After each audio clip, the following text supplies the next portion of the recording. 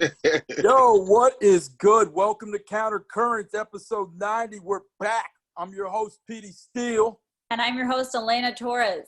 Thanks for sticking with us. I know we had a long quarantine hiatus because we all know that shit got a little weird. So we're back on Zoom. We figured it out, and we have an amazing guest today. Please welcome Jack Thriller. Yo, oh my God, we love you. Jack, you're so sexy, Jack. I want to have your baby. Calm down. What's good, my man? What you been doing? Oh man, I had just been staying out the way, trying to find corona-free people on meet people that don't have coronavirus.com and just chilling. You know, we're watching Netflix. You know, selling people, staying alive like the Bee Gees. Hell yeah. Mm-hmm. Yeah, now, how do you get on one of those sites? Do you have to just sign a waiver? Is it easy as getting like a prescription for medical marijuana? Like just to say, oh, I don't have corona, let's bang, or what? Well, I did this the easiest way for me. I had to start the site up myself. Oh, and, yeah. That'll do it. Be a producer. Yeah. Yes, sir. I'm the president of the company, and yeah, that's all. The only way you can get in is to just be honest and say, I don't have coronavirus, but I'd like to be part of this community and whatnot. I don't really know how to check or test people right now, but hey, we'll get to all that later after they figure out what the vaccines are. And as long as we ain't touching nobody, I think that, you know, it's going to be a hit. Yeah. Hey. For now, it's all about trust. Right? Yeah, social distancing through the internet, you know? Right. So I think a lot of people are curious now how comedians are feeling since we can't do shows, and when are you going to come back? Have you done comedy? What's quarantine comedy been like for you? Man, you know what? I wasn't with all that those shows where people were doing online through the IGs and everything.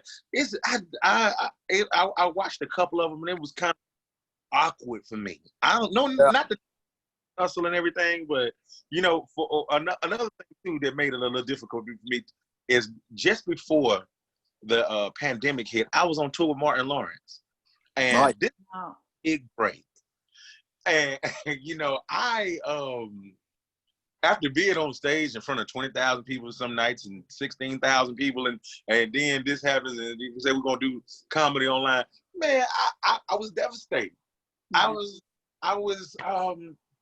appalled. I was shocked. I felt abandoned and betrayed. Mm-hmm. I felt like trouble doesn't last always, and I found out that whenever this thing does go away, we're rescheduling all the shows and stuff, which is 2021, and in that. But meantime, between time, I was just, you know what I'm saying, doing my pizza business, the weed infused pizza business, and comedy's like riding a bike for me. As soon as I get on stage, it's on and popping. So, you know, I never missed a beat.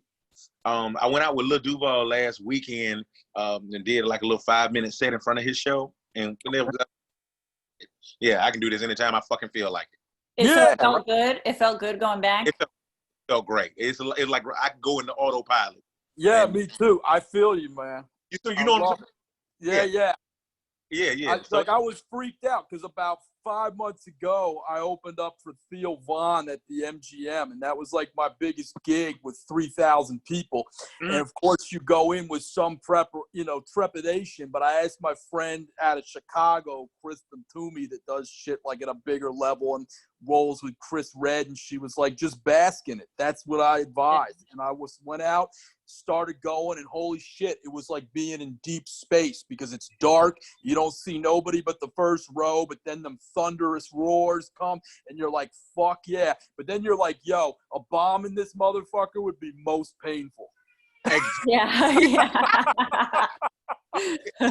Hey, but you know, one thing about those big shows like that too, if you can just get 25% of the people laughing, you're winning because it's contagious, spreads all over. So you can't lose. Intimate settings that I've learned more difficult. Oh yeah.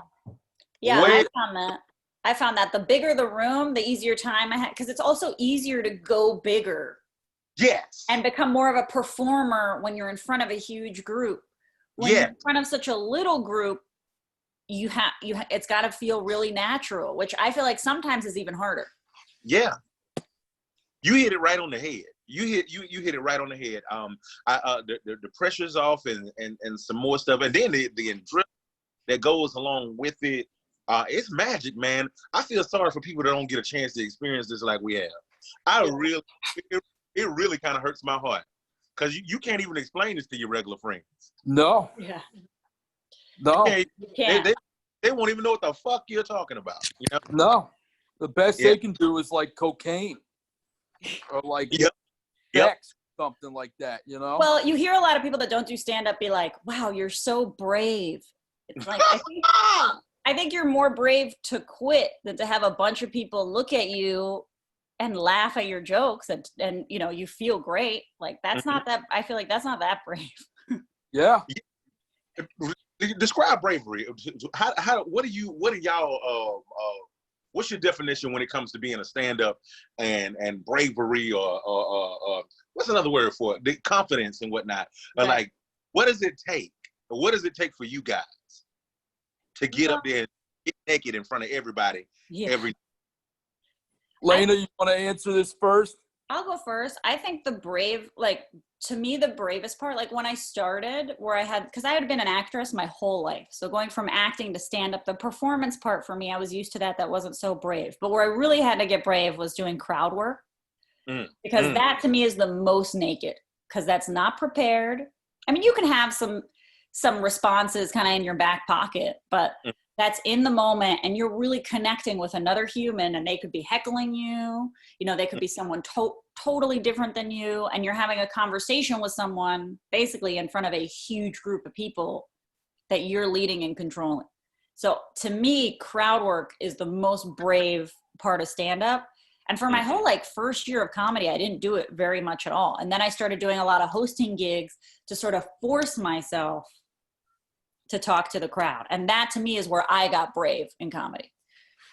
Yeah. For me, it's just doing the kind of material I do. My shit is edgy. It's just gonna be whatever. And I gotta say to myself, this is, you know, your truth. Look myself in the mirror and say, if some people will fuck with it, yes, but some people will not. And it never fails. You know, I'll probably walk a couple people every gig or whatever, but then the other people that's laughing, them two people are just the eggs to make the omelet, you know? But having to, know that you're never going to get unanimity, even if you get consensus. Consensus is the goal. That's what I think. Bombing. What is bombing to you? Well, what is bombing to you? You go first. You're our interviewee. So what is bombing to you? Bombing for me is not taking chances and being in your head the whole time and whatnot. And I feel like you can bomb even when you quote unquote are doing good. You know what I'm saying? Taking the easy way out. Like, I think as a comic, you're watching other comedians, you're like, come on now, you know that was a doo-doo joke. All right, man. Okay, a black person, white person. Come on, give us something now. You're just getting the job done. I feel like that's bombing when you take the easy way out or just try to get the job done instead of using that precious stage time to figure out how to stand out. That's what my definition of bombing is. Yo, I concur with that, because there have been plenty of times after my second or third year where I knew I was going up, and it wasn't just to solidify my act, but I was doing these reps because I had something else I was scared to do, or something I should be using that time to do. And then I'd walk off, and I might get the crowd and everything, but I'd just look at myself and be like, that was some sucker shit. You know, you should have gone this way, and it's the inside job, right? Yeah, I think on a similar path, to me, bombing is being inauthentic, when you're just rehearsed and you're not in what you're doing. Even if it works and you're just doing, the greatest hits and every move and exactly how to say something, but you're not really, your head's not there. You're not present. That's not authentic. And I feel like part of the audience is going to know you're not going to have that those amazing laughs. You're not going to get that if you're being inauthentic, right? Like even if you see a bomb, you know, by traditional standards, like once I saw Tony Woods at a club at like 2:30 in the morning, and the audience was like basically asleep and so drunk. And he did the most beautiful bomb I'd ever seen. He was so natural, so in the moment. I couldn't stop laughing, but the audience was so out of it. They were impossible. But it was so authentic and so real and so funny. And I think if you took a camera and showed that to someone afterwards, they wouldn't stop laughing. Well said. An excellent example of that. You know, he's not afraid to be himself. And that's something I appreciate with a comic is you daring to be you in front of everybody that will regular people know you in real life as. Because, you know, I tell people all the time when they don't respect comedy and they're like, I can do that shit too. I like being at Applebee's in front of all of your homeboys and your homegirls. Can you do this same shit that we do in front of perfect strangers? You're the only person that knows you in real life there. Can you get that off? And I think that's when you know that you're a comic, when you don't need that morals or that blanket to make you feel secure and whatnot. You know, you just going in there and you're not afraid to fall out. You know. Yeah, absolutely. So Jack, how long have you been doing comedy? When did you start? What's your come up story? I dropped out of school in the ninth grade. I had, ever since I was a kid, my teachers used to always tell me that I was a comic and that I was funny and stuff like that. But when you would watch these comedy shows, and once again, like we were just talking about earlier, it's not the same as when you watching somebody stand-up special or somebody on one of those comedy shows. They're funny for like 15 minutes straight and it's just them. But when you make an outburst in class, that's it totals up to about 30 seconds to a minute Right. of bullshit you were saying.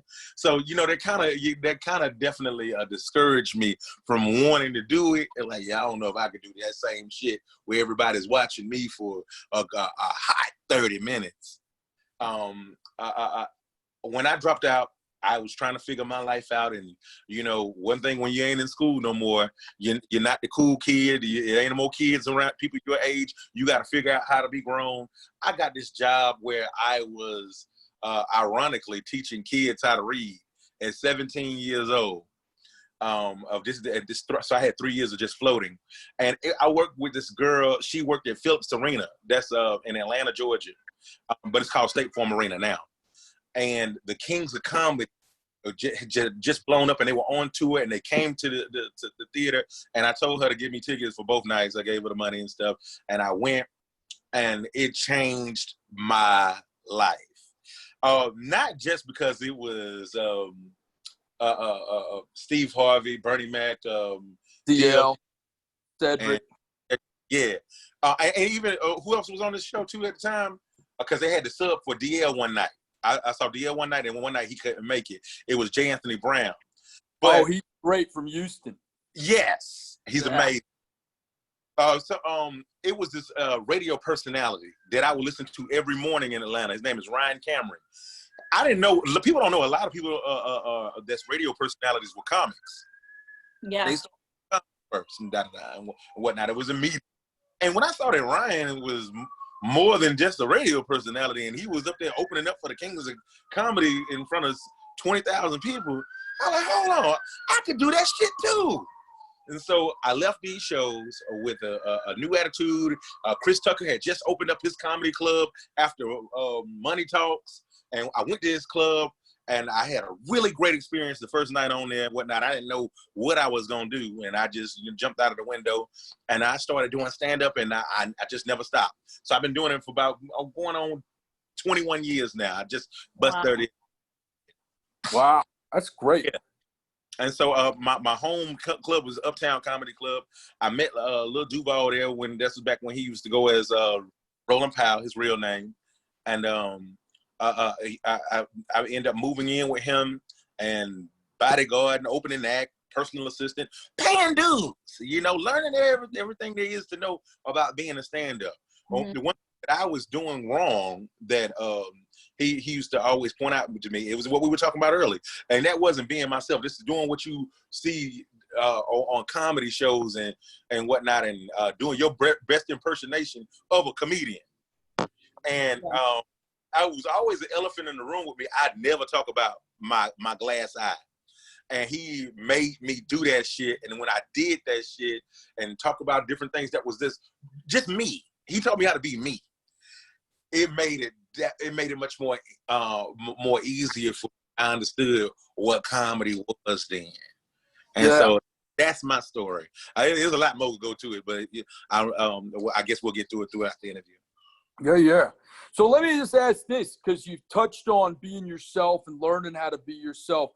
Do you think something like social media inhibits this a lot? Because I've seen it where I've detoxed for like a year with social media, and I think I've gotten better as a comic because I wasn't thinking about what all these other people, fans or whatnot, was posting, and I could kind of generate some more of my own opinions, do my own research, and then develop or enrich my own voice. And I wonder if people like, you know, at your level feel similarly. Do you feel that impacts you in any way, for better or for worse? Me and Lil Duval, we started doing doing skits on YouTube back in the early 2000s when the YouTube had came out and stuff. And you know, when I moved to New York and I started working for 50 Cent and everything, and I was being one of the first like internet personalities to like really make this shit pop off. The burst of whether it was somebody that was representing a website or an influencer or what you would call an Insta comic, you know, when it would become oversaturated, it did kind of fuck my head up. Because at the same time, that was around the time, I want to say back in 2011, I had just got on Wildin' Out with Nick Cannon, and the new generation of Wildin' Out cast, a lot of us were from the internet. And I was excited to be on the show, but at the same time, it kind of fucked my head up because people will look at you as that's the dude off the internet. And you know what I'm saying? So they put you inside of this box and you start over analyzing yourself and seeing that everybody is similar and they doing their best impressions of the shit that they saw because they trying to get their shit popped off. And kind of I follow people, but I don't follow people, so I don't get caught up in the Joneses of comedy and whatnot, and find myself doing the same thing that everybody else is doing. Like even when the comedy clubs open back up, I just had this conversation with this girl like last week, and I really don't want to do too much coronavirus jokes. And then this is an election year. This is all the shit that everybody gonna run into the ground on stage. And but if I don't give my perspective on it, then is it fair to the audience, or do I still stay inside the same mind frame that, hey, if I don't do it, somebody else gonna do it. Let me focus on, you know what I'm saying? How can I do it with just staying myself in how I can speak about coronavirus, but me living while everybody else is going crazy over this thing without the coronavirus, Trump, Joe Biden, this, and I don't want my comedy to sound dated, but I still, so it's confusing for me. So you know, I try to, when it comes to comedy, every day I'm looking for something that I say when I'm around my friends and shit that ain't got nothing to do with the State of the Union, and continue to build a set off of that. Because I'm at a point in my life right now at 38 where I'm like, all right, now I got to get this breakout set so I can break out. But if I'm doing the same shit everybody else is doing, how am I going to break out?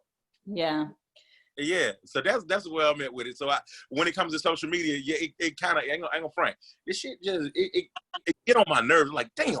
All right, when we talking about that, I can't do that. Oh, damn, I can't do that shit. Damn. So it's like, I gotta watch it, but I don't want to at the same time. Just so I can doing, and so I don't fuck with it, if that make any sense. No, it makes perfect sense. That's why I'm kind of off again. I was off about a year and some change. And then when virus happened, I just got back on because I'm stuck in the house. I can't really talk with people like that. It's like, fuck it, put up some statuses.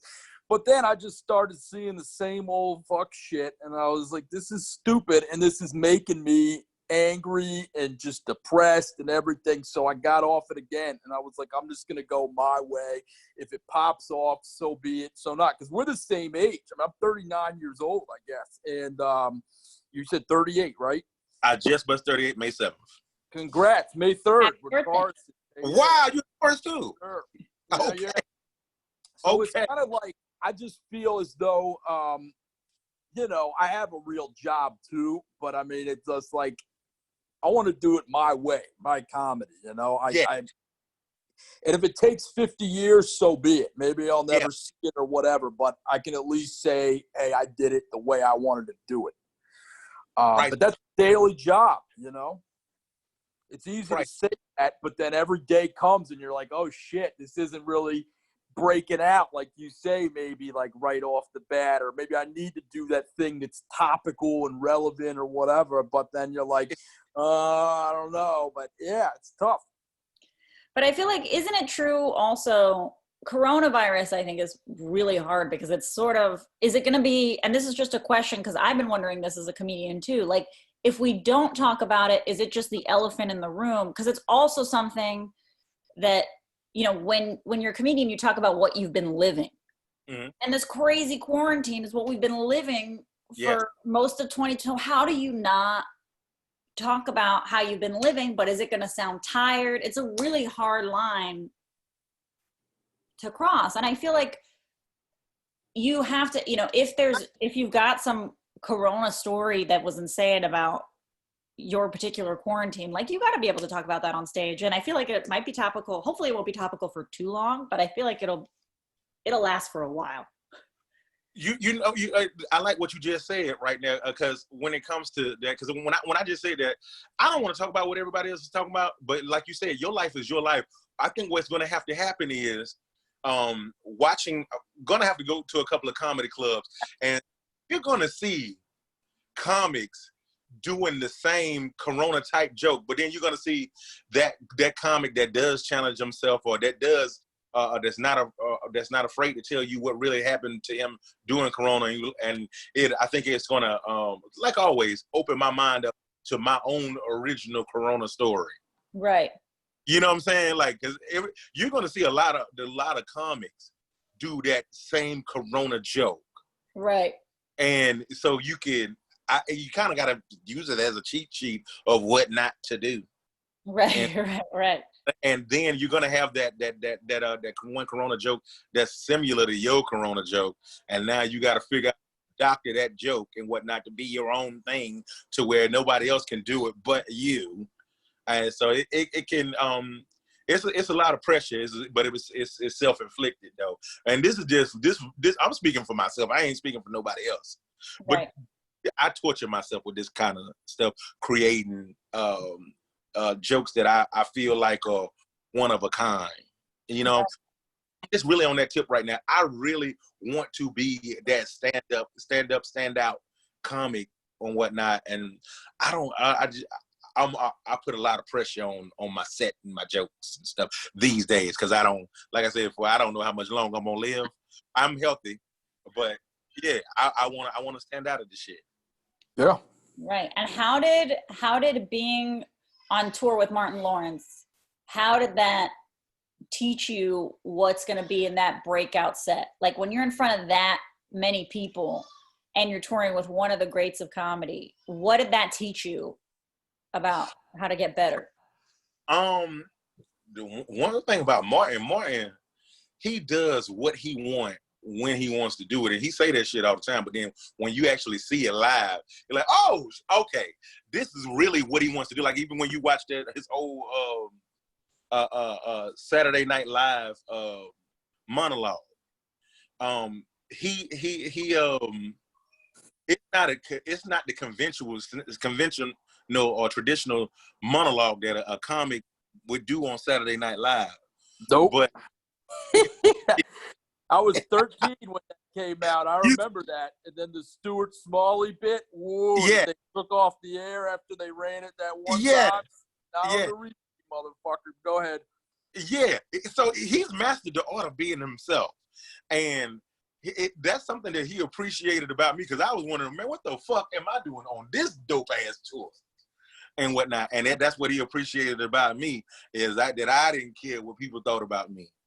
You know what I'm saying? And I had found out how funny that I really was, and that I did stand out at it. And you know, a lot of the times I am in my head a lot, but be yourself. Just be yourself. And he used to he came up to me one night right after the show and was like, yo, you killed that shit. Keep it just like that. Just like that. And I was like, okay, so whatever I think is funny, that shit is going to be funny. I'm not supposed to be out here trying to think to myself, what is Martin going to think is funny? Or what would such and such think is funny, whoever I look up to at the time. Right. You know, it's me. Right. And I have to challenge myself to make myself laugh, because I already know what's funny. And if it's funny to me, it's going to be hilarious to the audience. Yes, sir. That's what I learned. That's great. Yeah, Sigmund Freud used to say there's a sort of unconscious psychology of a laugh, and that's what gets you popping the most, is something that it wouldn't be anything you'd expect, and it hits people, and it makes people, and this is one of my favorite things to do, is hit people with something that's taboo that they wouldn't want to laugh at, and then they're fucking sitting there in the audience like a building imploding or some shit. Yeah. Stifling what they think that, you know, the climate of being polite or politically correct demands. But they fucking love what they're hearing. Well said. Yeah. I also think, you know, such a big part of comedy is the element of surprise, right? So like you said, when you are doing something different, you know, like that breakout set you're talking about, I think that's what really gets people. Like I have a 6-month-old baby, and congratulations. Thank you. Does this count as a corona baby or no? Does this count as a corona baby? No, she was 3 months when the lockdown happened. So it was like right before. You did it. I lucked out. But it's funny because she laughs a lot, but she'll never laugh the same at anything I do twice. And a lot of times she won't laugh at the same thing twice. Even if I do it the next day, she won't laugh at, like, if there's a little dance that I do, she'll laugh really hard the first time. I might try it a couple hours later. I'll be like, look, my husband will come home, look what made her laugh. I'll try it again. Doesn't work. Amazing. And to me, that's so human. You know, that's someone not affected, you know, just like a new human life. The more surprised she is, the bigger laugh you get.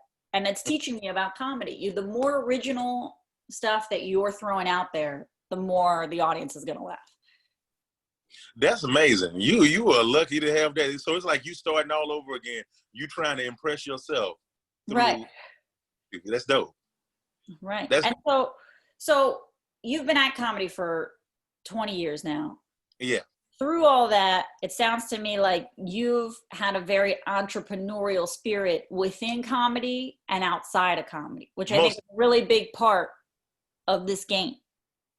So talk to me about were you always an entrepreneur like that? Did you discover it yourself? Like, how did you get that spirit going to the height that it's at now? I'm going to definitely have to go back and give this to Lil Duval once again. And he's always been his own man, and he never tried to jump on nobody's wave. And it made him really unique, stern, and you know, he's a really big time loner and whatnot. So he never, when it came to like comedy shows, like with let's say Bad Boys of Comedy would come in town, or Comedy Central and everything. He didn't care about like if they didn't pick him or not for that. And he always had this attitude like, hey, listen, I'm gonna just work on just being funny the way I want to be funny. And then by the time if they want me on the show, if they want me bad enough, they'll come get me for it and everything. And that, I don't put the pressure on myself if they don't pick me, where I'm disappointed and thinking that it's the end of the world if I don't get on a certain show. Because, you know, between when we first started now, it's a lot of shows that came and gone that people thought would be the coup de grace or something that on. It's not that one thing that's going to put you on. It's a bunch of shit.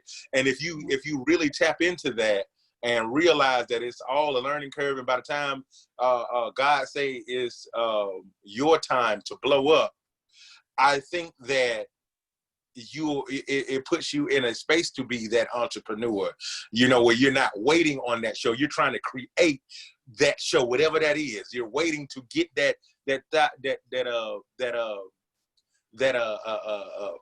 this platform that you invented and what they like. My ultimate goal, I don't know what it's called. I know what it kind of looks like. But yeah, I would like my own Def Comedy Jam style show mixed with Star Search and have this radio component thing going on with it and whatnot. I would like to go. I would definitely love to be on Saturday Night Live, but I don't want to be a cast member on there and da da da. I want to be the guest on the show. So my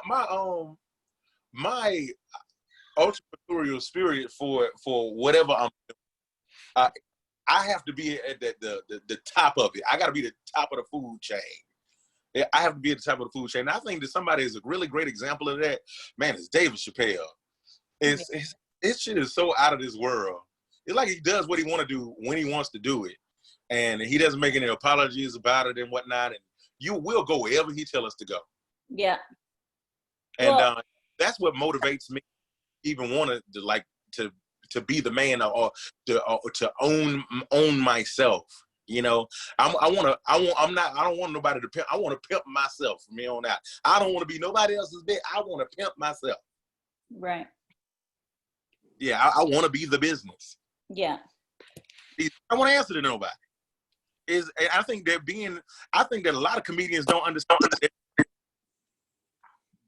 I don't think they understand that they're their own business. They're like, if this comedy club doesn't want you right here, that you're trying to get booked up, this man, fuck them. They'll come back. It's a billion comedy clubs over the world. Go get it till you get it right. It's not the end all be all. It's about you. How bad do you want it? You know what I'm saying? Don't hate on nobody. Don't wait on nobody. Go find it. Yeah. Once you make your mark, then the people will come back if they are, and if they don't, fuck them anyway. You know, you're still getting tagged, and going about your business. Here's an example you might appreciate as you're kind of along with the 50 Cent thing. I was reading Prodigy's autobiography. Really? I was. Yeah, I'm a huge hip hop guy from way back when. But I was reading this one part about when he and Havoc had signed the G Unit, and their one release off that label, Blood Money, I guess hadn't been quite released or was getting pushed back or something with major politics. And so they went on the side and just put out a bunch of like mixtapes, used their name, made all this money. They did their thing. And then 50, out of respect to him, got a Mobb Deep tattoo put on himself because he admired the fact that they weren't just going to, you know, sit down and wait for something, even though they were signed. They said, you know, we're going to go about it our way and make some scratch. I always thought that was a kind of cool example of that dynamic. He really respects you being a hustler and an entrepreneur. He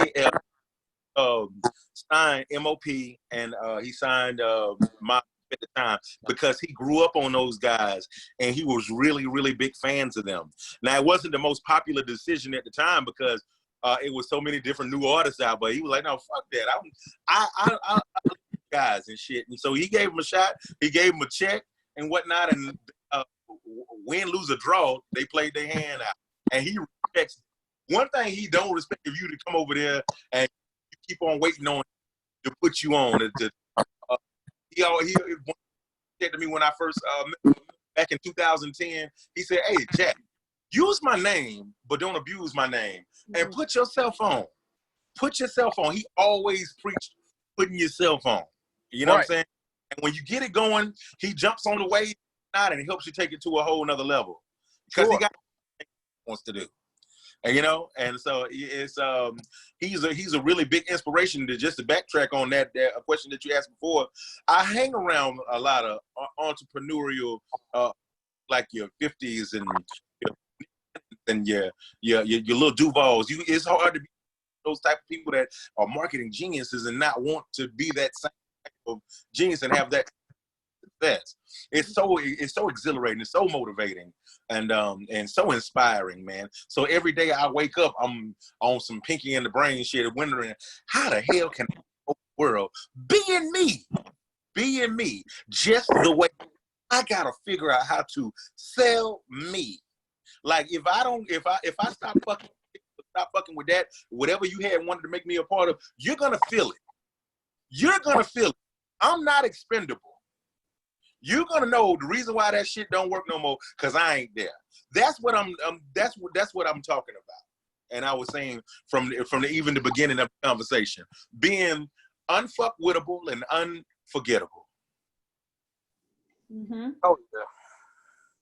So how about, because a lot of people I think, okay, well, if I do comedy and if I have like another business on the side, they have to live separately. They can't all live together. And I think you've done a really good job. Like your Instagram is really funny, but then, you know, you're promoting your weed wings, which is, you know, it's like all fun. How do you make all the different facets of yourself and your businesses all tie into your comedy as well? Because once again, I feel like it's building a brand. I don't even consider myself I don't call myself a comic. I call myself just a brand. Mm-hmm. You know, I know that people like me for being funny. Mm-hmm. And no matter what I do, whether it's being a radio personality or even if I get my own shoes or food line and everything, I want people to buy because they like me. And it tastes good or they look dope and whatnot, that's an extra. You know, that's extra. But what I noticed is if you figure out how to become the best you, people will buy whatever you're selling. Whatever you're selling. You know, so you just being true to thyself, you know? Right. Yeah, just figuring out how to be the best me so I could sell you a piece of shit if that's what I was pushing at the time. Right. Yeah, like, hey, Mom, guess what? I just bought Jack Thriller's shit. Yeah. Just like shit. Why you got Jack Thriller shit? Man, Jack Thriller's so cool, Mom. Come on, smell his shit. I'm trying to get to the point where your son or your daughter can sell you my shit. I like, wow, you know what? This shit does smell all right. Well, how much does Jack Thriller shit cost? I'm trying to get the people that you love to sell you me too. It's all about branding. Don't stop. You don't stop. If it works, it works. If it doesn't, you'll move on to the next thing and just keep on going. Work until it works. Right.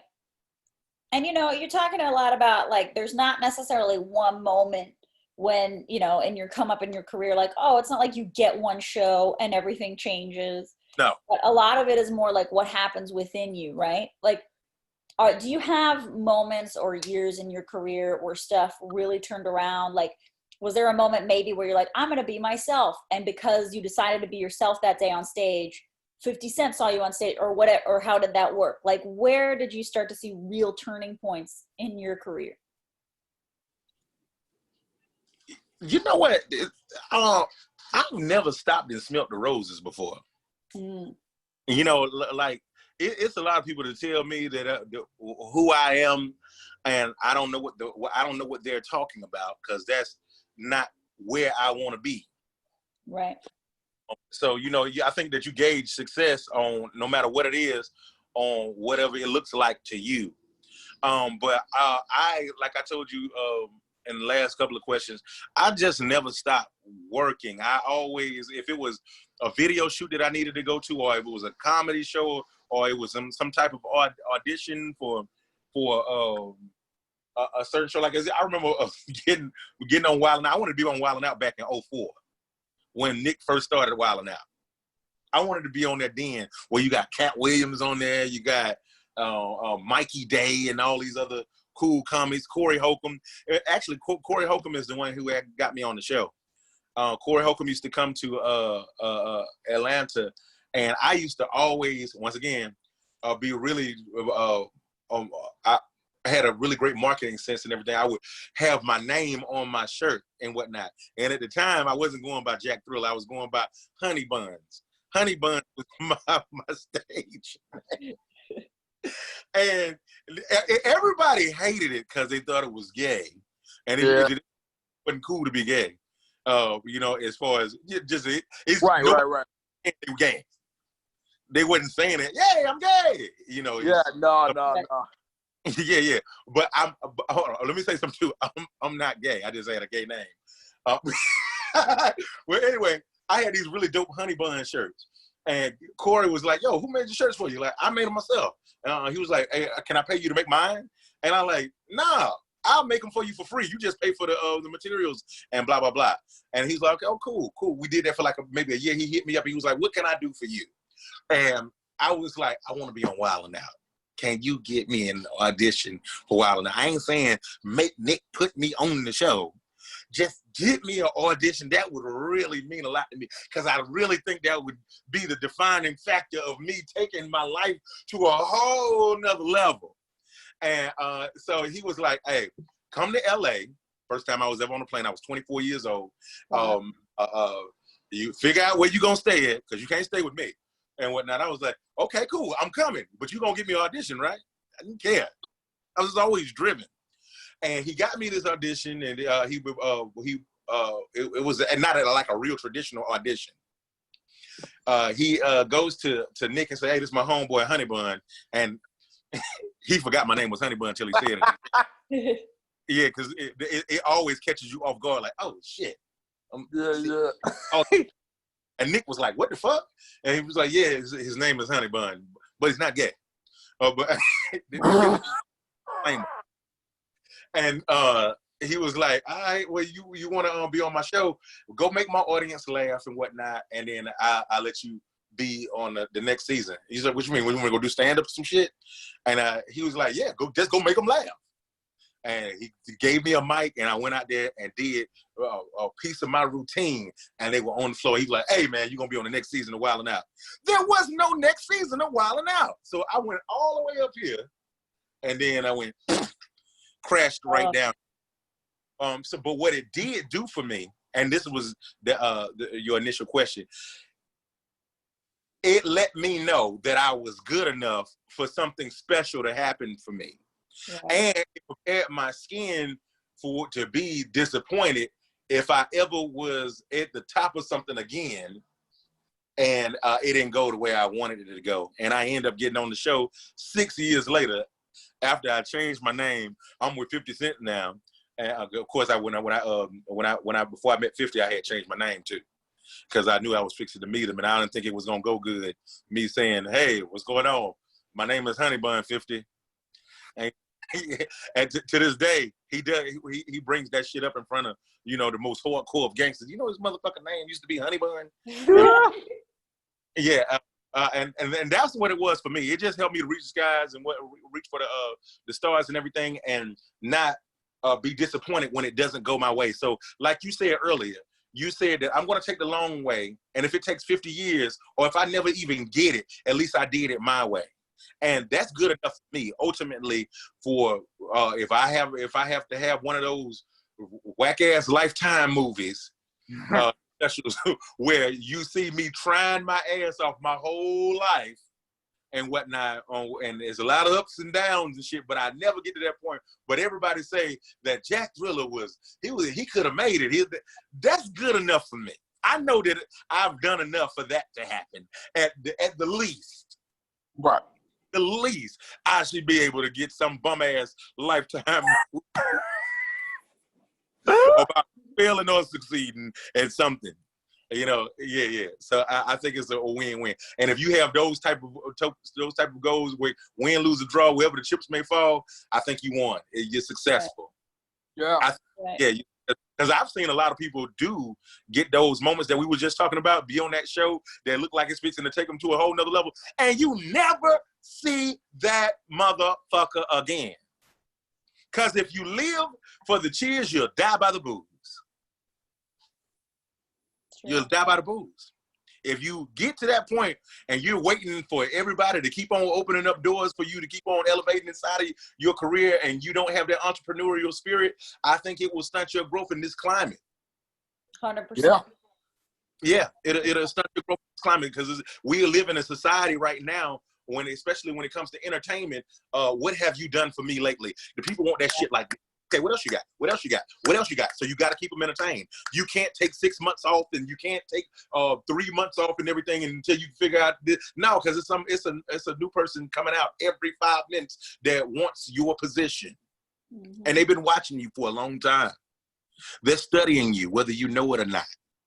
And they're gonna be the best them, and they're gonna be even a better you. So you don't even really have time to be procrastinating, trying to figure shit out. Figure your shit out every morning.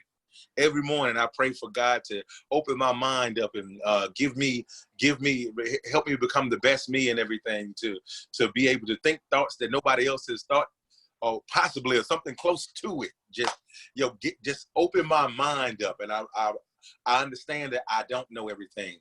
I want to learn how to be a better me, how to treat people better, how to become a better a boyfriend, how to become a better ladies' man, how to become a better brother, how to become a better son, and all that. Just every day, I'm trying to become a better me, and now I'm trying to get unfat right now. That's why I have on this hoodie right now. It's hot as fuck outside. I can't lie. I was wondering. I was like, does he have his AC up all the way? It's so hot. Now I just got back from a workout. Yeah, I'm trying to get unfat from all this pizza that I've been eating. and switch things up. And a lot of the ladies that I deal with today, they have been kind of poking fun at me, like I'm getting a little chubby. I can't lie to myself. Right. And so I'm on it. You're gonna see me also in the next couple of days working with different trainers and letting everybody walk with me on losing the weight in a funny way, my own branded way. So everything that I do, I want you to walk with me. I'm gonna make it funny, and we're gonna find some jokes that are tailored to me and everything. So, but whoever coming to my shows, they already know what the fuck I'm talking about. And right. Yeah. So I'm trying to just meet myself every day halfway. Hell yeah. So what are you doing to lose the weight? Are you doing trainers? Are you doing keto? Or you don't know? All of it. All of it. I'm doing whatever. I'm doing the keto. I got like I said, about 3 trainers that I'm working with right now. I'm switching the diet all the way up. I love steak. Me too. I love sodas. I love potatoes, man. And man, it's so hard. But one thing that's like putting me in check, like I said, these same videos that we be talking about, that we were just talking about, that I'm putting up and stuff, I'm seeing myself be fat on them, but I feel amazing. I'm like an in shape fat guy. Yeah, I'm the same way. I hate it. I love all that shit you're talking about. And now look at me. I'm drinking a fucking LaCroix like a white woman. It's pathetic. But it's what's necessary, Yeah. Yeah. So accountability. Yeah. That's just getting better at accountability. And, not being able to point fingers at anybody on why I ain't shit, or why I had a heart attack, or why I'm about to have a stroke and shit. So me every day putting myself in check, trying to become a better me. Yep. So even, I want you to see me cheating too. You gotta cheat. It's such an important part of dieting. You gotta cheat. Yeah. You look really, I'm getting a little upset and jealous of you right now. You just had a baby. You look amazing. I appreciate that. Thank you very much. What's some tips that you could give me? I've been working my ass off. I'm not gonna lie. This is not natural. I gained 30 pounds in pregnancy. I've lost 20. I've got 10 more to go. It's all about a couple of things. It's all about the cardio. You got to do a lot of cardio. And then it's all about food. Like, I don't eat any dairy. I don't eat any red meat. But on the weekends, I let myself kind of eat what I want to eat. The nice thing is home cooked meals are always better than ordering out. And the quarantine helped a lot with that. So if I want like something sweet, I'll make banana bread and sweeten it with dates instead of sweeten it with sugar. And I'll have that on the weekend. But with dates, it's so good. It's so good. Trust me. Okay. Vegan banana bread with dates. You can Google all these recipes. And it's been like a lot of kale smoothies. But I eat a lot of fish. I eat a lot of vegetables. I let myself have carbs every once in a while. At least once a week, I'll have like rice or bread or something like that. So I'm not like on some crazy strict, liquid only diet. It's just basically like eating really healthy and being patient. Because I started doing this diet and working out 5 days a week 6 weeks after I gave birth, and the first 6 weeks after that. So it was basically like the first 3 months after I gave birth, nothing happened. Didn't lose a single pound.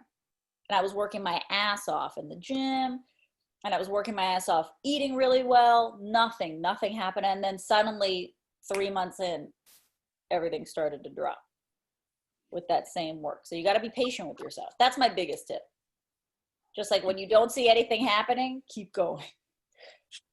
See, that's some amazing advice right there. And it works so many in different areas of your life, is being patient with yourself. And, being patient with yourself, but working at the same time. Yeah, you got to keep working the same. I would get so frustrated because I would get on the scale and I'd be like, this week, those first 2 months, I was like, this week, for sure I lost weight. I worked so hard. I didn't get on the scale, same. And I was like, what's the problem? What's going on? I called my doctor, and my doctor's like, you just had a baby. That's a major medical life event. It's going to take a while because your body stores fat after you have a baby because it needs the fat to make a kid. So it's like it's going to take a while for it to move. And I was so impatient because I'm the same way as you with comedy, just like always looking at that next thing, always having bigger goals. So I got annoyed. But as soon as I hit the 3-month mark, things just started happening. I did. Mm-hmm. Now I got a question for you guys, man. And this is, do you all like comedians? When I say comedian, I think you already know what I'm talking about. Yeah, I know exactly what you're talking about. You know what? I think PD will probably echo this with me. You have a couple comedians, like this is PD and I, you have a couple comedians that are like your homies forever, but in general, as a community, like I would get so annoyed with comedians as a whole. And, you go to shows and you're like, these fucks. Yeah. But now that we've been in quarantine and I haven't been doing comedy, I miss comedians so much.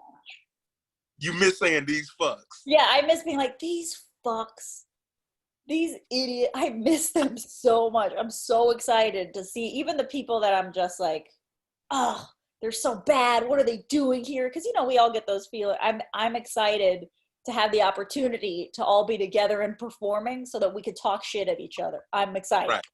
Mm. Yeah, I'm more or less that sentiment. Another reason I got off social media was I was tired of seeing their presence there. Like in real life, a lot of them are a lot more reasonable and better, and like they have kind of the similar mindset, or at least they have the comic intuition. But like, then you see them on Facebook and you're like, yo, you don't believe that corny ass shit you just posted. I know you lying motherfucker. Like, I ain't with it. So that's kind of where I'm at with it. But yeah, if I see some of them other than my close personal friends in comedy, yeah, it could be refreshing. It could be fun. Eels of the game. What could you do without? Evils of the game. I think all the politics of stage time I could do without, because I mean, especially as a woman in comedy, like there's a lot of politics that go into stage time, and you gotta you gotta be nice to certain people that aren't very nice to you, and it doesn't necessarily always have to do with skill. So some of those comedy politics that you get in any business, by the way, that I don't miss. Yeah. I don't know, to be honest with you. I wish I could tell you what evils of the game that this game could do without, but in a way, it somewhat contributes to my life outlook and my comic outlook. So I don't know that I'd ultimately pick one thing and get it up out of there. I just know what I'm happy not to be involved in, and most of that's the drugs and the alcohol and all that sort of shit, because I've seen people, close friends, die from this thing, and that's never good. But at the same time, like, what are they going to do without a liquor license? Like, at all these clubs, like half of this game is getting motherfuckers loosened up so they can laugh at some of the shit we say up on stage, which people wouldn't want to do in an intimate setting without. So, it's one of them Hobson's choice, damned if you do, damned if you don't. I mean, there's always going to be evils in this game, but it's just about circumventing them. So I don't know that I ever trade any of it necessarily. Do you feel the pressure to be a comic and whatnot inside your regular life when people come up to you and they're wondering why you're so serious, or because you're a comic and they feel like they could just say anything to you? Because I'm I'm emotional, on stage and off. And sometimes when someone says something to me and they're expecting me to be jovial inside my response, no matter if it's something they're saying to me is disrespectful, I could be considered as an ass. Y'all ever find yourself in these moments? And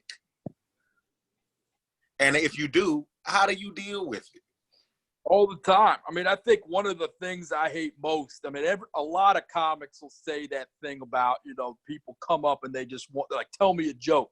They want you to be funny on command, which I don't do, But then the other thing is they start talking to you and they think they're going to one-up you in front of their friends or something like that because you won't say a joke right then and there.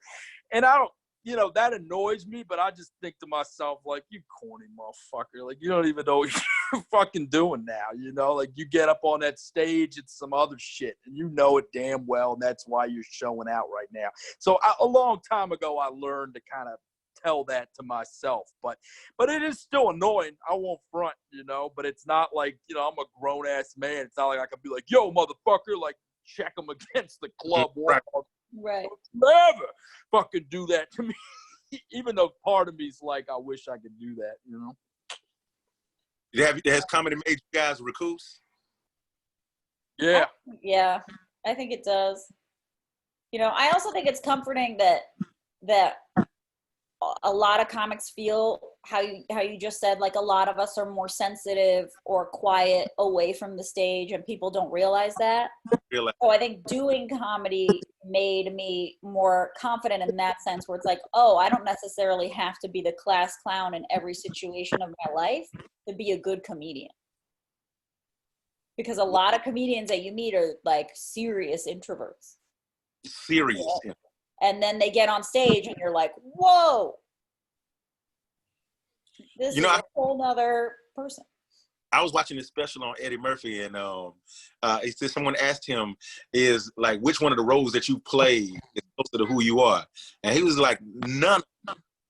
And every interview that I've ever seen Eddie Murphy in, it's nothing like any of the roles, or it's a whole nother character or something.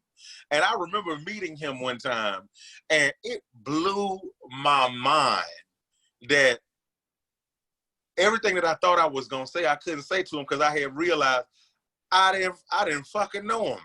Right. And I've grown up on him my whole life. And he was real, like you just said, really quiet to himself. And he was wondering why I was so jumpy and and I'm repeating lines from the different movies and shit.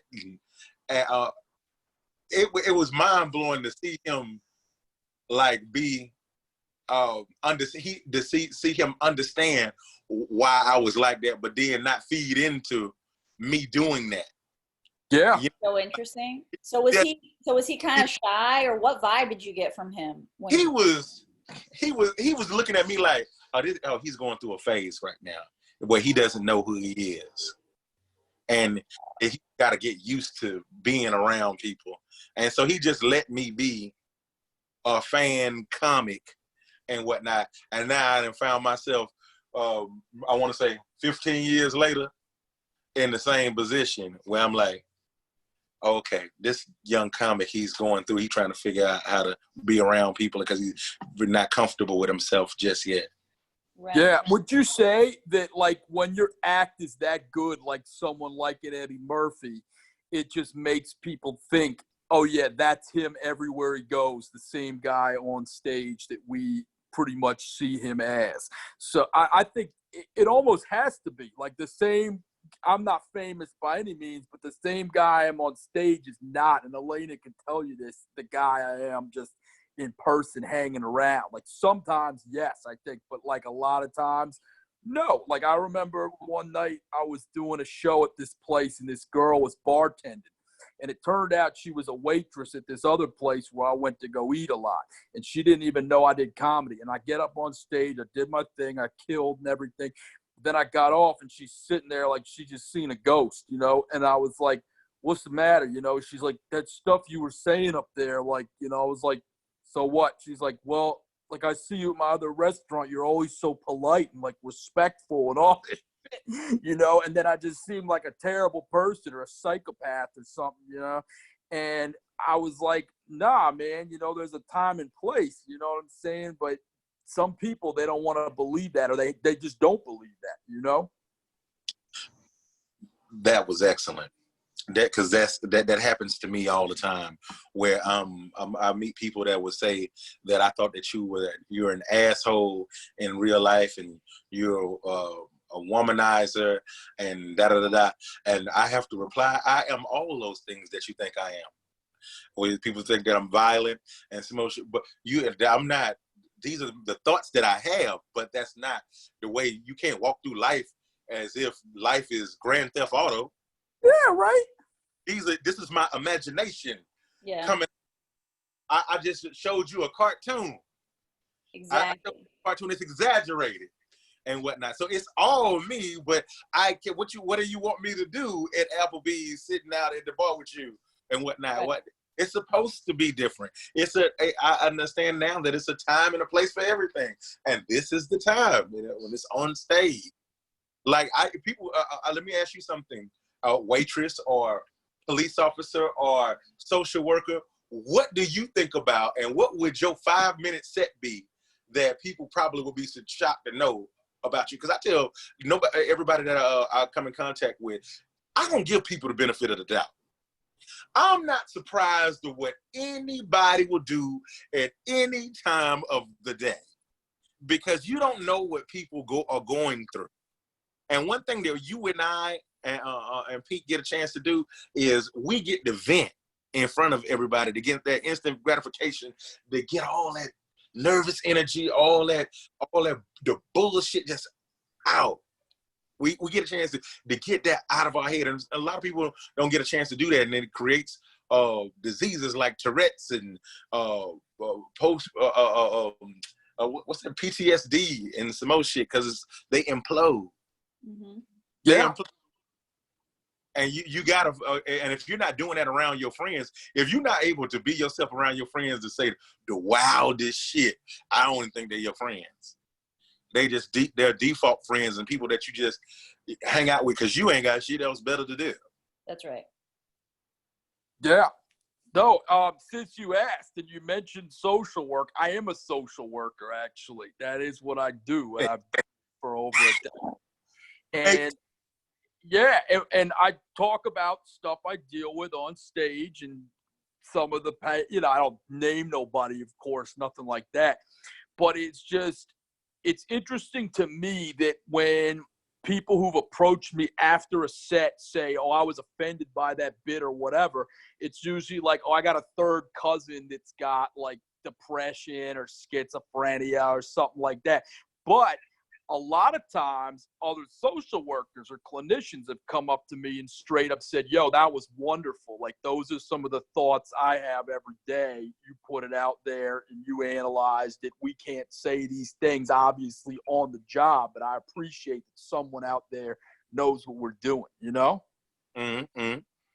Because they want to know what that shit is. They want, you're able to say that on stage and whatnot as somebody that goes through it. But then on top of that, you got that license to kill on stage. One thing 50 tells me about comedy, he said one thing when he was, I think he was dating Chelsea Handler at the time.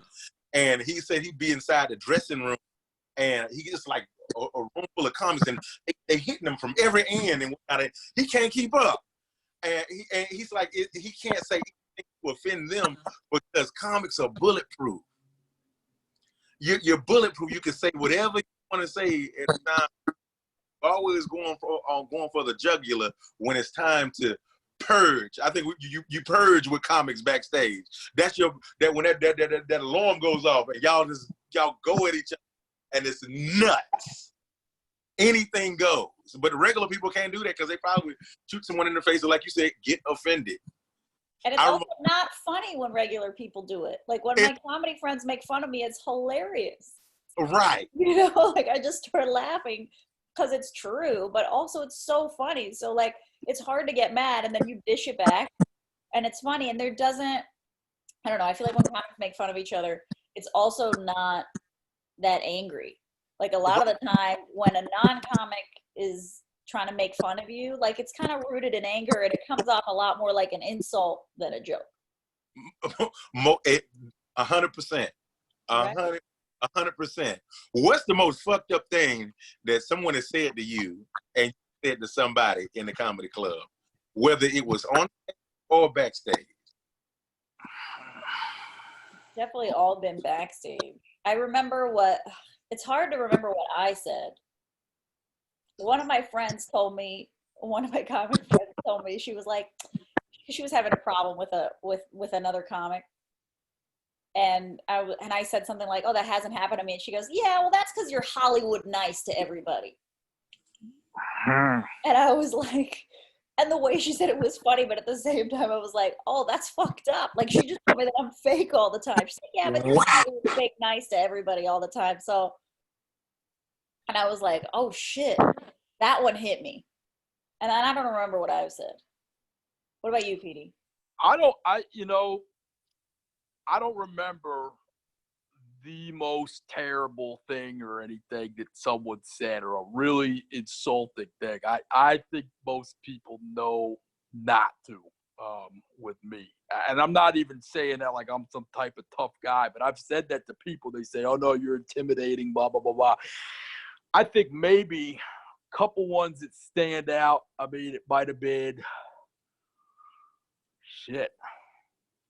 You know what? I think it actually was that girl that time who said that I was a respectful person, but not on stage. Because that stuck with me. You know what I'm saying? Like that was sort of like saying, oh, you can't be multifaceted or something, or like that my politeness was just a front and I'm not really like that. Yeah, I think that was it. For real. Like I couldn't be multidimensional. What about you, Jack? What was the most fucked up thing a comic said to you? It's definitely Lil Duval.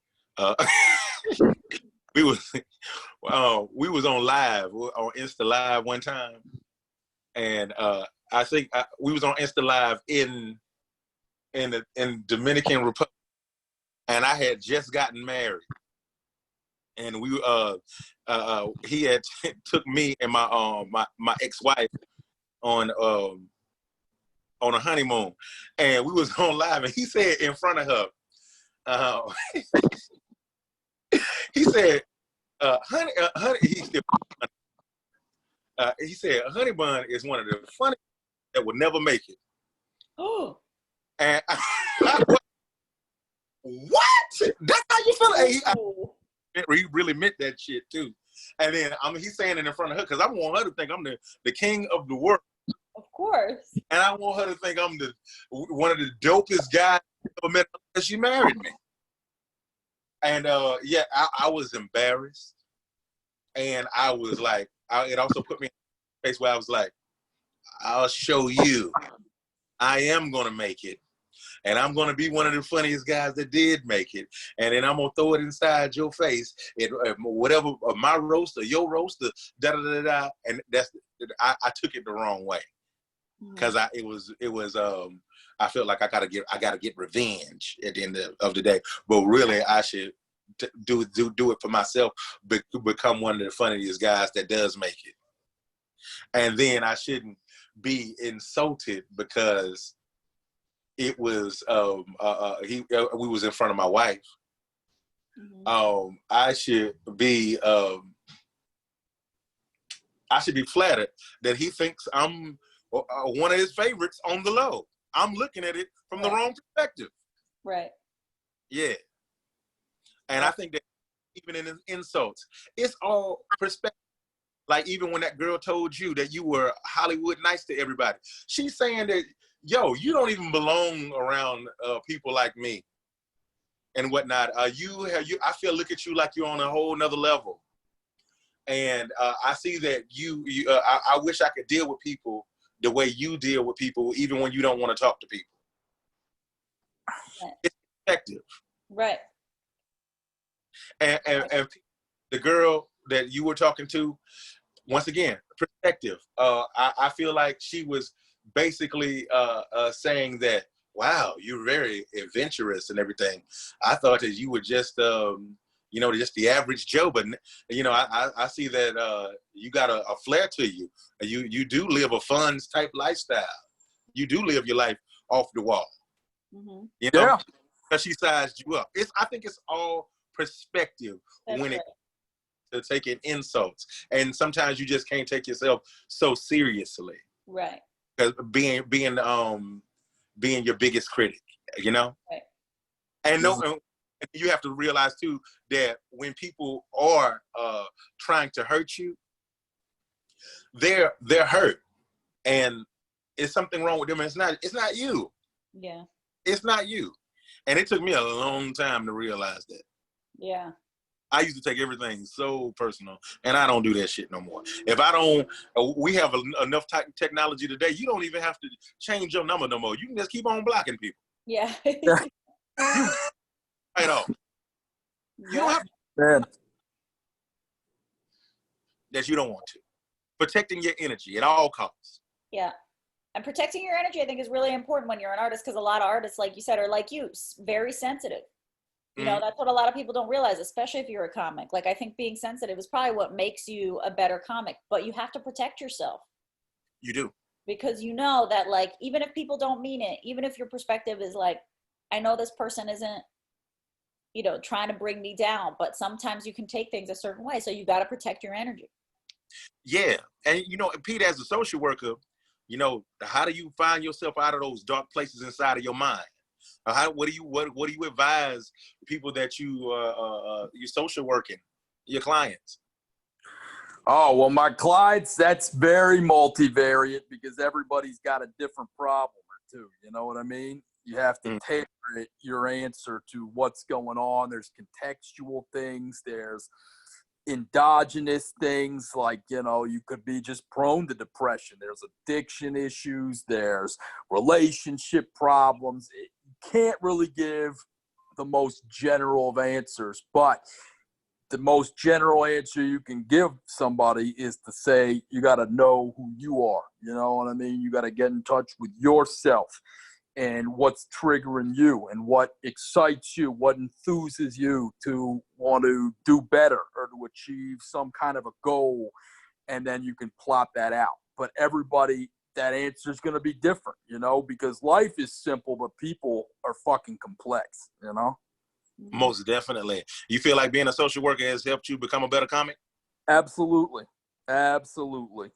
And not just because, you know, there's so much material there, but I think just being attuned with all the different types of personalities that are out in the world and what sort of messages have pathos versus, you know, stuff that people don't give a fuck about. You know, you're not going to hear me do any airline food jokes, you know. It's just, I'm going for that pith, you know. I can dig it. I can dig it. Yeah. What, Yeah. guys? What do y'all want? Lena, what do we want? What do we want? I mean, let me tell you, this quarantine has humbled me. Right now, all I want, give me a stage and an audience for now. I just want to, and I've been writing. I got a lot to talk about. My life's changed in a million ways in the past 6 months. And, you know, I'm craving that outlet. You know, what happens with that outlet is changed a lot. You know, since I became a mom, it's more kind of what we're talking about, which is I want to do my career my way.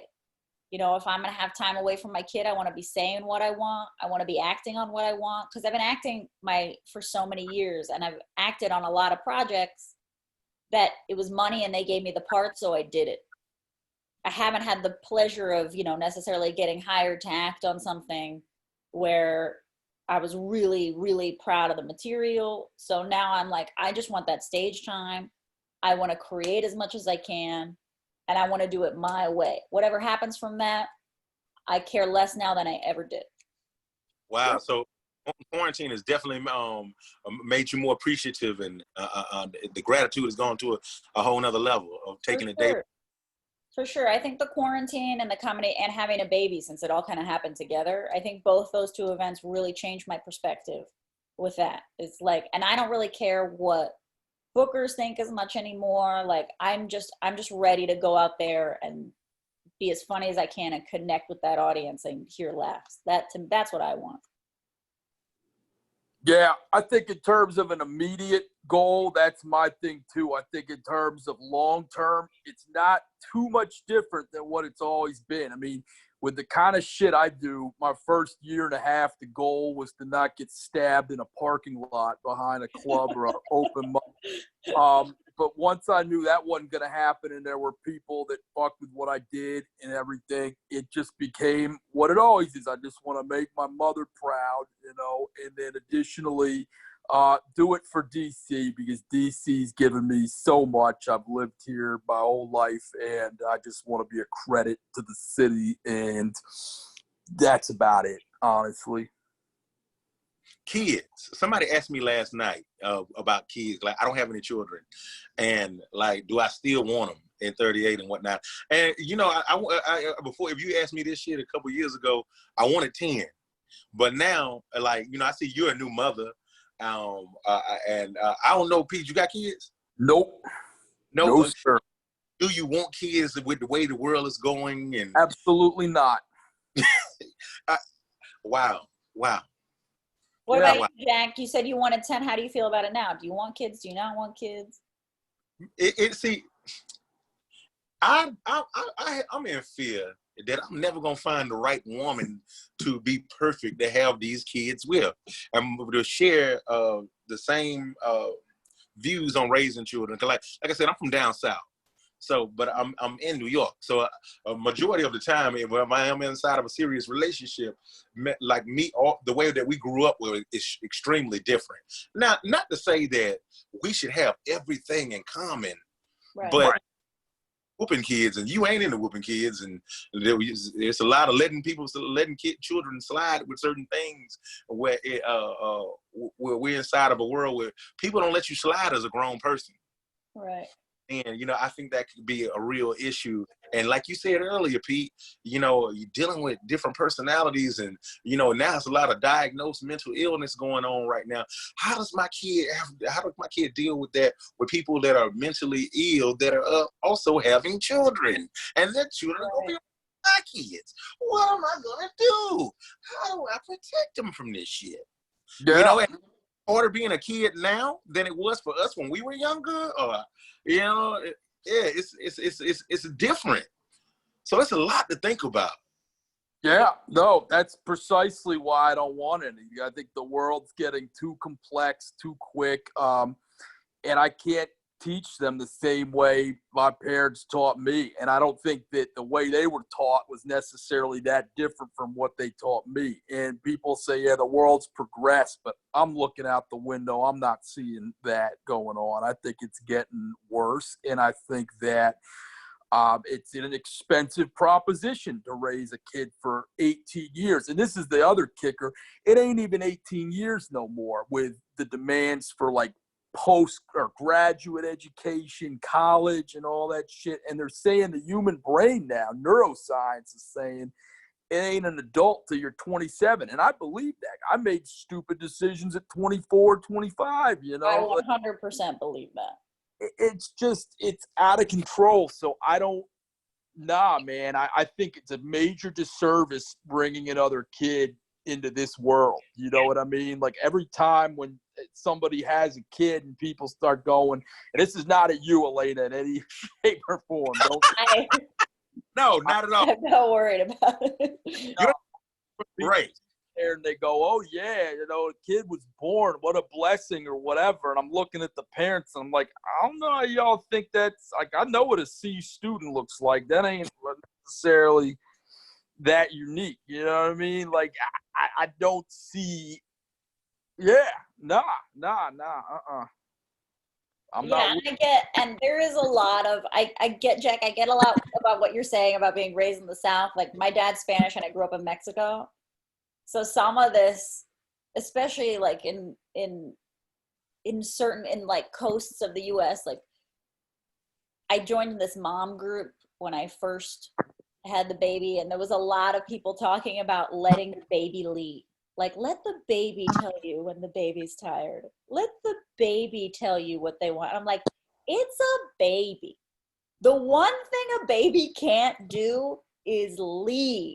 Like that's like it's a bait. Like when you say you're acting like a baby, you're not being a leader. Like all this baby wants is you to tell them what to do, because they get here, they don't know what the hell is going on. They're like, please lead. You know, but I think what you said, Jack, is right on. It's all about getting the right partner. If you have the right partner to do it with you and understands that, all this noise around doesn't matter. You can find the right school to match your kids. You know, they're going to learn from friends. You can't control that. Like a big part of being a parent is worrying. But if you're doing it with someone whose, you know, morals and views align with yours, you're going to have a strong family unit. That's, I think, the most important thing before you have a kid. And a lot of people, you know, will get married for the wrong reasons and have kids to try to save it. And then I think that affects all kinds of other stuff. I really think it's about your partner. Yeah, and let me just piggyback and say I know Elena's husband, and he's a terrific guy. I mean, I couldn't pick a man or husband for Elena or somebody else. You know, I knew when she told me, oh, yeah, I'm pregnant, I was thinking, well, out of the comics I know, this one's baby isn't going to get delivered at a coffee shop. So I was like, but a lot of other people I can't say the same for, and that's the deal, you know? Yeah, but piggybacking on what she said also, do you think that it's possible for you to find a partner in this class, change your views on having children, Pete? About not having them? Yes, I do. They're few and far between, but I think they are legitimately women who don't want to have kids. Now, I think some, don't get me wrong, I think some say they don't and they secretly do. There's like a biological imperative and they may not be saying what's true. But I see it enough on some of these dating websites I go on. I don't want them. So, but then again, I never get to meet any of them. I never match with any of them. So how would I know? It could be some lies. True. Because people can be anybody they want to be online. Yeah. Yeah. They do a good job in doing it in real life. You know what I'm saying? So online, it makes it even more crazier because you have so many options. Elena, you lucked out. You found somebody, you know, and then you're getting co-signed by Pete too. Oh man, you're a diamond in the rough. Well, I think I mean, I know I was single for a long time before I met my husband, so like I get the feeling like I'm never gonna find someone, but I think as long as like it's so cheesy, but like as long as you're working on yourself and you're feeling like you're your best self, right when you're like, I don't need anybody, that's when the perfect person shows up. I Love think. it. And I think there's somebody out there. It's so cheesy, but I think there's someone out there for everybody. You just have to be patient and don't get desperate and don't go for that person, don't let like lust or a lot of the time guys that I thought were mysterious were actually just mentally ill. Like don't go for like the mystery, you know. The enigma. Yeah, yeah. God, he's so mysterious. I just can't figure him out. Probably insane. Brilliant. You're like, oh, I Right. got this motherfucker. You know what I mean? So I think there's someone out there, but I think if you know yourself really well, and I think it's important to date a lot. Like the more you date, the more you know what you do want, what you don't want. How do y'all feel about polygamy? Petey? I don't know. I tell you, I watched Big Love, and I was like, yeah, like one wife would be bad enough. It's like, no, no way. I don't see how that's manageable.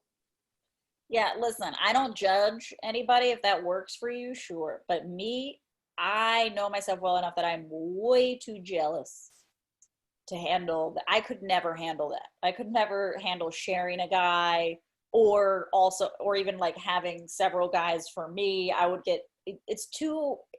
have too much brain for that. I think too much about every little interaction. I get really into human behavior and human relationships. I would go crazy, I feel like. I could never handle it. Interesting. With me, my family eats too. I would love to be in a house with 10 women for my affection every day and just loving me and wondering, can I find 10 women to want me at the same time that'll be excellent mothers? And it's cool if you are a mother already. That doesn't exclude you or part of this collective and whatnot. And you're not even like messing with less than 10. You want double digits. You want 10 women competing. You don't even want like 3 or 4. You're going straight to 10. Because I'm thinking about all different kinds of women, all different types of women, and I'm also thinking about like, okay, how we gonna all fit in the same place, the same house, and whatnot, and as far as rooms go, are we all gonna stay in the same room? Is it that? And then it's so much more goes into it. Because I like different women too. I like them small, skinny, different ethnicities and stuff. It's just, I think variety is the spice of life. So if I can't get that one person that got everything, then maybe I'm supposed to be one of those people that's inside of a polygamous relationship. And that doesn't have to be 10. It could be 2. If we can find that the heroes over the top, we can find 10. If I'm that comedian that's blessed enough to make enough money to take care of all these women and all these children, like my D-Ray. Y'all know D-Ray? Yeah. D-Ray has 2. And they go to comedy shows with him. They're gorgeous. They look so happy. Everybody looks so happy. Wow. And I think, have you ever been in anything polyamorous, or is this just a new idea you're exploring? well, it depends on what you call polyamorous, because I think when you had said something earlier, like you think you should date, you could be in like 5 different relationships and nobody knows. No, I don't mean that. I mean like a relationship with multiple people where everybody knows about each other. Oh no, I've never. It's a fantasy. No. Okay. No, I have been the recipient of a polyamorous woman. That's right, you have. Yes, and she said she talked it over with her man and blah, blah, blah. And the more I was talking with her and everything, it got to seem like she was trying to segue into making me the monogamy guy, which I've heard is a common critique of some of those relationships. However, it didn't end up being me. It ended up being some other dude after that or whatever, because there was a distance component. But I will say this. It was some of the best sex I've ever had for a long time. So I think, to have somebody that wants polyamory, if they're auditioning to make it monogamy, it could be some fucking mind-blowing sex because they're trying to make you the guy. So I would encourage you, Jack. Jack, I think you need to, find somebody that wants to. But that's different, because isn't that technically an open relationship? And not, because polyamory is like when everybody's in on it together. Like an open relationship, that doesn't count as polyamory, right? Maybe. It probably was just open. She said she spoke to him about doing this or whatever, but I never met the dude. I mean, I knew who he was. I seen him online and all that, and I was like, oh, yeah, this motherfucker ain't got nothing on me. No. But I was like, hey, we're not going to do no contract waiver between me and him. Like, oh, yeah, you cool with it, bro? Yeah, no, nah. But she said it was all right with him, so I don't know. But I guess that's just open. Yeah, that's what you got to do. Polyamory is like everyone's hanging out together. I remember once I was in New York, and I was on the subway, and I saw this dude between two girls, and the three of them were just riding. It was like casual riding the subway, but he would like turn and make out with one, like kiss one a little bit, have his hand on the other. And then he'd turn and like make out with the other, and the other one was cool with it. That's polyamory. I was like, I could never handle that. But for some people, they looked happy. So for some people, it definitely works. I've been in, I was at a cookout, I think a couple of days ago. And this girl, she had asked this guy, like, why are you so quiet over there and whatnot? What type of women are you into? And he did say some mysterious shit like you had just talked about earlier. And he said, I'm into polygamy. And all the women just got captivated. And their faces switched up, and they were in great relationships. But they were so interested to see what this polygamous situation could possibly be. Because deep down, as I talked to one of the other the women that was in there, she was open to being, but not with the person that she was currently at the barbecue with. And I thought that was really interesting. Yeah. Wow. I don't know what to make of that. Human sexuality has a lot of layers. Yeah. A lot of layers in all kinds of different ways. Yeah. Yeah, and so I left that conversation even more confused because, like Pete says, people are so complex. Mm-hmm. They want certain things with you, but they don't want it with anybody else and whatnot. So, I can do this, but you can't do that. And I'm even that way too, because like even with my polyamorous fantasy, I don't want any of the other women sleeping with any other men and whatnot. And if you're gonna sleep with, but I am cool with you being in a relationship with another woman that's not in our house, but not another man and whatnot. And I'm thinking to myself, is that fair? Or is it not fair? Damn, it's just so infinite. What do you do? Yeah. Life is so confusing. Yeah. You could be here for the show. I mean, there used to be this place we would do a mic at called the Potomac Grill out in Rockville, Maryland. And before the mic started, there was this meetup group for BDSM swingers. BDSM. And one of the rules of the mic was you weren't allowed to make a comment about it because they'd still be like finishing up when the mic started, conversating. But when I tell you these motherfuckers look like the squarest, nickel rich, just moved to the exurbs type of like moderate denomination church group or some shit. Like, I'm telling you, you would have never picked them out and said like sexual deviance. Wow. But they kept the visage of just normal waspy, but not all waspy, because there was a mix of like Indian, black. I think there might have been one like Hispanic guy, whatever, mostly white, but still, I was just sitting there like looking at these guys, floored how they could fit that mold. But there they were. I've covered a couple of Exotica events. You know, there's like you heard of Exotica, right?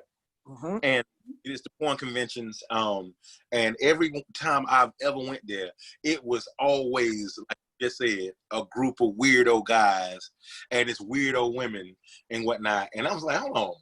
So this is the type of people that really are into this shit. I was the same way.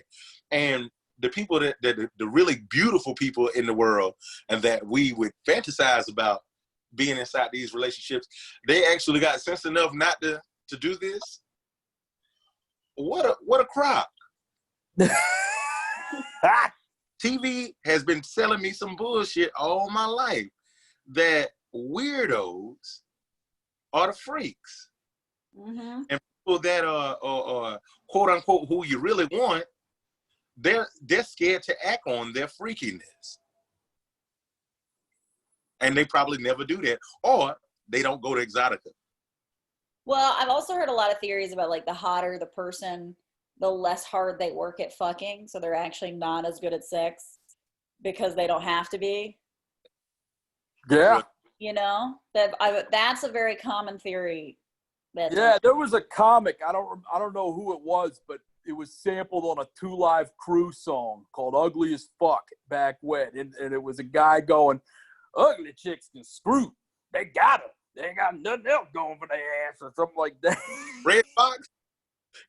No, it wasn't Red. It was somebody else. I'm a little more modern, but I don't know. But maybe it was. But I don't think that voice was that distinct. But yeah, I believe that. I definitely subscribe to that. Well, on that note, we want to thank Jack for coming on and talking to us today. This has been really awesome. Please tell the people where they can find you, what you got coming up. Well, I go back on tour with Martin on 2021. You can find me at Jack Thriller on Instagram, at Young Jack Thriller on Twitter, Young on Facebook. I ain't been on my Facebook in a minute, you know, but I'm fixing to rebrand and get that Facebook running back up. And jackthriller.com, doing a relaunch on that. And Pizza Pusher, the whole weed community is about that. I think they're about to definitely pass the laws where it's legal. So we're gonna be in a city near you, a state, taking it international. We actually in LA next month. I'm delivering Snoop Dogg some pizza. And when I do come to Firehouse to do my show, we're bringing the pizza there. Hey, Nice. We're gonna bring the pizza there and whatnot. We're gonna make sure that the audience is laughing their ass off at the same time. So you follow me. I appreciate you guys. This was a very fun podcast, man, and I definitely grew from it. Oh, Great. thanks so much for doing it, Jack. It was so fun. awesome. Thank Well, let us know when you're in town. We'll definitely be there. Yeah. And I can't wait to get back to DC. It's one of my new favorite homes. That's why I even get my retro Jordans from. All American Soul. If you're looking for some good weed too, All American. Look them up. The club knows exactly. I'm gonna be doing a lot in DC. So yeah, I'll see you guys soon. Sounds great, brother. Awesome. Y'all be good. All right. Thanks. Easy. Bye, everybody.